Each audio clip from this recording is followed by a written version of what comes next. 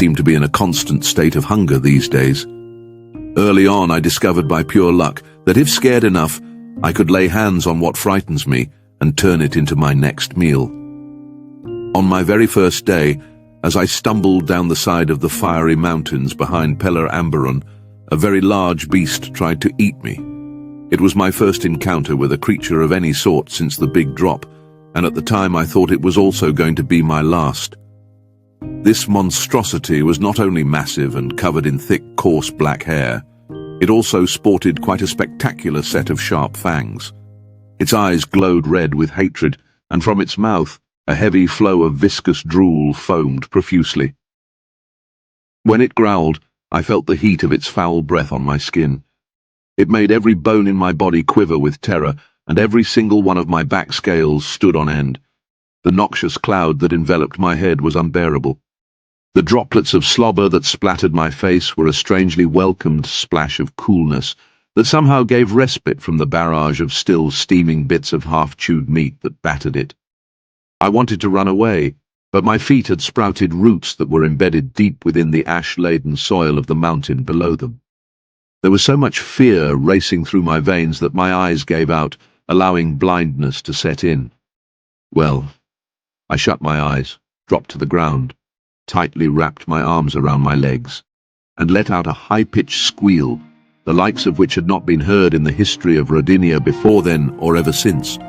Started shaking so uncontrollably that I was not made aware of the exact moment when my body expelled its most disgusting of contents onto the already foul-smelling surroundings and braced for the worst. I felt the beast's whiskers rub against my skin, and by mere instinct smacked its head away. Everything stopped. A burst of flames burned the palm of my hand for an instant, and then with a grunt, it all just grew quiet. There was something quite heavy still weighing down my leg, but the growling had ceased, and all 4 limbs were still attached to the rest of my body. I slowly opened my eyes, only to find the carcass of what I now know to be a black bear, with its eyes about to pop out of its head, mouth clamped down onto my ankle, a still smoking, charred patch of hair on its forehead, and lots of hot slobber dripping down the side of my leg onto the ground below. I glanced around and gathered we were alone, just me and the creature.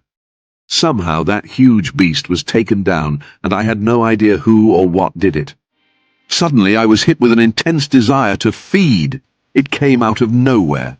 My skin became really hot, and I felt my surroundings fade away. My ears closed shut, and the only sound I could hear was that of what was happening under my skin. I became very aware of every organ, every muscle, every bone, and every joint in my body.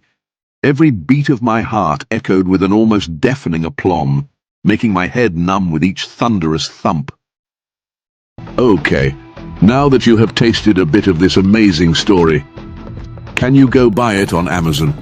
I know it is not for children, but the rest of us can enjoy it. I will thank you from the depths of my little black heart.